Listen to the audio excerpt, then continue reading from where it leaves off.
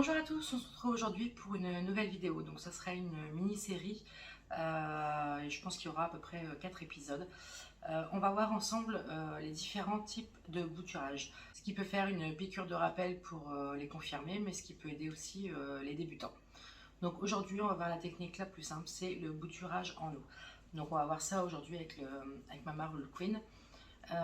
Donc la technique en eau, pratiquement toutes les plantes on peut le faire. Pratiquement, bien sûr, il y a certaines exceptions, mais voilà, c'est une technique qui est la plus simple et je pense une des plus rapides à faire. Donc le mieux, c'est quand même de faire le bouturage en eau en printemps et en été, même si ça peut marcher en automne et en hiver, mais ça sera beaucoup plus long à raciner. Il y a certaines plantes comme le pothos que vous pouvez faire en automne et en hiver, mais ça sera beaucoup plus long. Donc ce qu'il faut faire, comme là, on va voir, elle commence à avoir des lianes. Faut toujours prendre de la jeune pousse. La jeune pousse aura plus de facilité à partir en eau directement que des pousses beaucoup plus anciennes. Donc je vais vous rapprocher pour vous montrer un petit peu mieux. Voilà, donc vous voyez plus mon visage, mais c'est pas grave, le plus important c'est la plante. Donc moi j'utilise des ciseaux que je désinfecte à chaque fois. Sinon le mieux c'est quand même une lame de rasoir, un cutter, voilà, de quelque chose de très tranchant qui fera une coupe nette.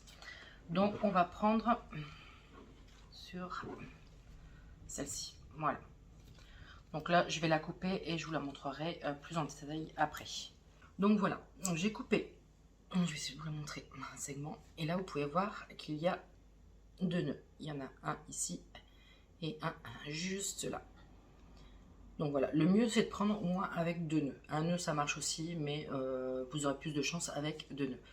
Donc là, il y a deux feuilles de sortie et une en préparation. Donc ce que je vais faire, c'est que je vais couper la feuille. Quand on fait une bouture, le mieux c'est de laisser le minimum de feuilles, ça a plus de chances de reprendre. Donc voilà, le plus simple c'est que je l'ai mis en eau. J'ai mis les deux nœuds directement dans l'eau pour que ça prenne racine. Ensuite, pour certaines, je vais dire pour certains bouturages en eau, on peut rajouter un morceau de charbon, ça évite la pourriture des racines. C'est très bien pour les plantes qui sont fragiles, style les monstera ou voilà, les plantes qui coûtent un peu plus cher, pour dire de garantir le non-pourrissement des racines. Mais si vous faites attention, normalement il n'y a pas de souci à ce pourrissement. Ensuite, une petite astuce, je vais vous montrer sur un autre bouturage que je suis en train de faire actuellement. Donc actuellement, je suis en train de faire la pousse de Peperomia. Voilà. Quand vous avez un petit peu de mal avec certaines racines, moi je vous conseille, si vous en avez chez vous, c'est de mettre une bouture ici de misère. Alors pourquoi? Parce que la misère justement est une plante qui racine très rapidement. Mais c'est pas ça, c'est que quand vous mettez une tige dans l'eau comme ça à raciner, elle va dégager des hormones justement pour faire ses racines.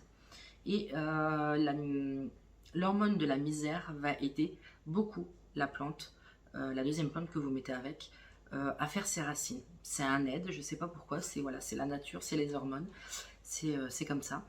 Donc en fait ça aide beaucoup et ça accélère la prise de l'autre plante que vous mettez avec. Donc là vous pouvez voir que, je sais pas si vous verrez quand même,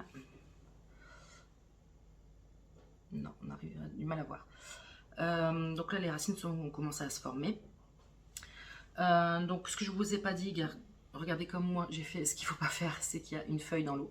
Voilà, ne pas mettre de feuilles dans l'eau pour pas avoir justement ce pourrissement. Il faut changer l'eau régulièrement. Donc moi pour je galère. Donc moi en fait ce que je fais c'est que je laisse l'eau de base quand je la mets à raciner et je rajoute de l'eau au-dessus.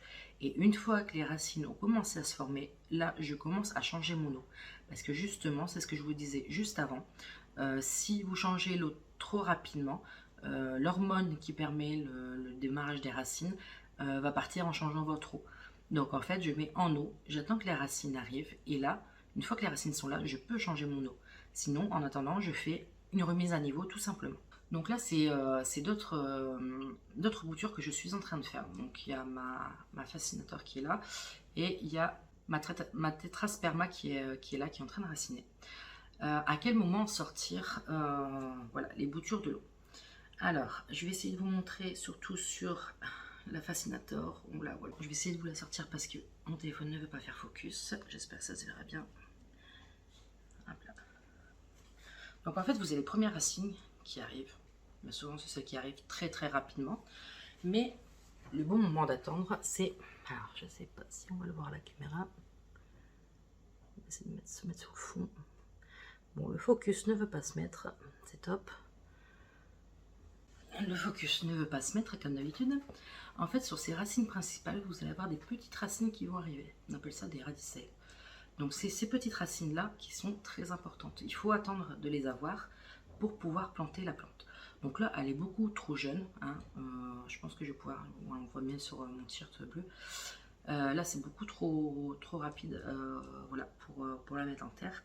Je pense que je vais attendre au moins ça et je vais au moins avoir 4 ou 5 nouvelles racines qui vont avoir sur la racine principale. Donc ça, c'est le bon moment pour mettre en eau. Donc ensuite, une nouvelle astuce, c'est que quand vous allez rempoter justement votre bouture qui a pas mal de racines, donc vous la mettez en terre, pendant les premières semaines, il faudra l'arroser assez, je ne vais pas dire copieusement, mais assez généreusement, parce que justement la bouture a eu l'habitude de pousser en eau. Donc si vous la passez en terre et que vous faites un choc au niveau de l'hydrique, la bouture ne va pas survivre. Donc ce qu'il faut, c'est que les premières semaines de sa vie, au moins les, on va dire 3 premières semaines de sa vie, il faut arroser généreusement la terre. Et ensuite, il faut un peu plus espacer. Voilà, pour lui donner l'habitude de son arrosage, on va dire, régulier. Voilà, ça c'est une astuce qui est très importante parce que beaucoup font en eau et quand ils passent en terre, la plante meurt directement. Et une des choses que je ne vous ai pas dit, mais vous avez dû le voir dans mes vidéos là, c'est que je mets toujours dans un contenant transparent. Comme ça, la lumière peut traverser directement. Voilà, moi j'utilise des vieux verres que j'ai. Voilà, la lumière peut passer directement dans l'eau qui est là. Ça aide aussi pas mal la plante. Bon, je sais qu'il y en a qui réussissent à faire des bouturages dans des contenants opaques. Moi, j'ai beaucoup plus de réussite avec les contenants transparents. Ça va beaucoup mieux. Donc voilà toutes les petites astuces que j'ai pu vous dire sur le bouturage en eau. Franchement, c'est une technique qui est très bien pour les débutants comme pour les confirmés. C'est la technique que j'utilise le plus souvent. On se retrouvera bientôt dans une prochaine vidéo où je vous expliquerai les 3 autres techniques que j'ai pour faire le bouturage rapidement de vos plantes. A bientôt, ciao ciao.